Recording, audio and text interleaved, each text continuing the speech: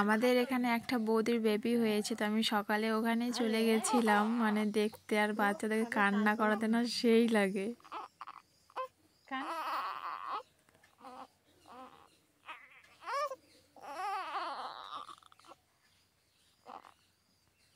দেখো করো দেখো করো,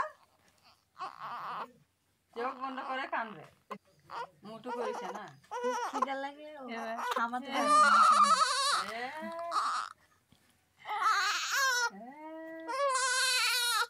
ওর কান্নার আওয়াজটা শোনার জন্য একটু কান্না করাইছিলাম ওকে, তারপরে তার বেশক্ষণ কান্না করেনি। তারপরে সকালে এখানে দেখি কি দুটো টিয়া পাখি এখানে আমাদের পাশের বাড়ি হচ্ছে একজন ওখানে ওদের বাচ্চাদেরকে নামিয়ে হচ্ছে খাঁচায় বন্দি করে রেখেছিল, তোর মা আর বাবা দুজনে আসে দেখতে।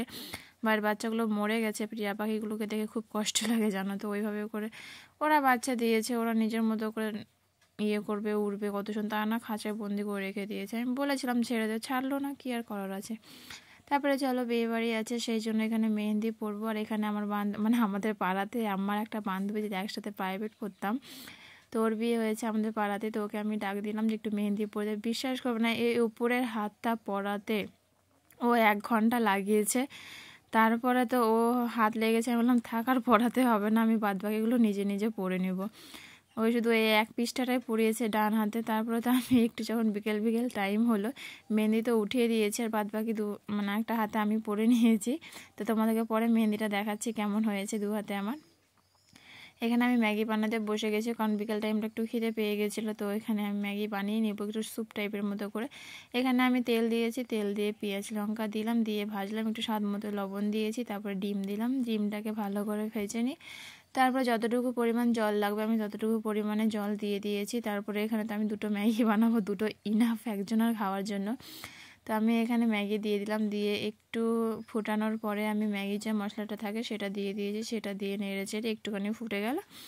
তারপরে তো আমার ম্যাগি এখানে তৈরি হয়ে গেল। এখানে আরও কিছু দেয় ভেজিটেবল, বাট আমার অতটা সেরকম ভালো লাগে না, সবজিগুলো খাই না, ফালতু নষ্ট হয়, বেছে বেছে খাওয়ার সময় ফেলেই দিয়ে টমেটো গাজর এগুলো, সেই জন্য আর দেয়নি।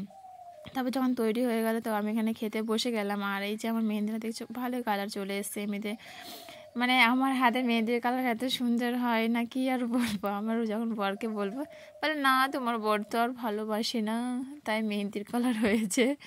তো যাই হোক, একটু সন্ধ্যার টাইমে, এটা সন্ধ্যার টাইমে ঘরে আছি, লাইটটা পড়েছে তাই। আর এত পরিমাণে ঠান্ডা পড়েছে 2 দিন থেকে, যা বলার কথা নেই। এই ঠান্ডার মধ্যে বিয়েবাড়ি যাওয়া মানে কি বলবো। যাই, একটা পার্সেল চলে এসছে আমার এখানে, আর আমি পার্সেলটাকে ওপেন করছি।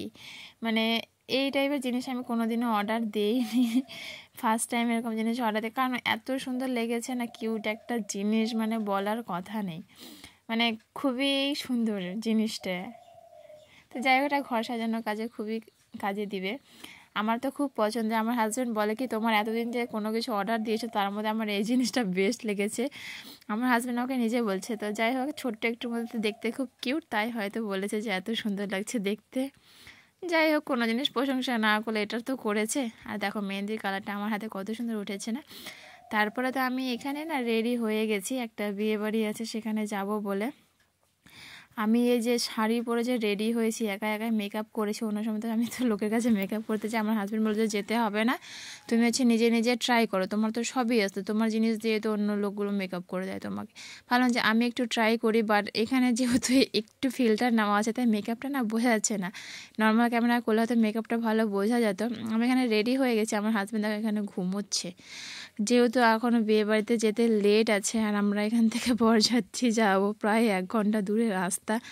আর এখন দেখো কটা বাজে, 9টাও বাজিনি, বেরোতে হবে 10:30। আমি এত আগে রেডি হয়ে গেছি, ভাবছি যে কী করব।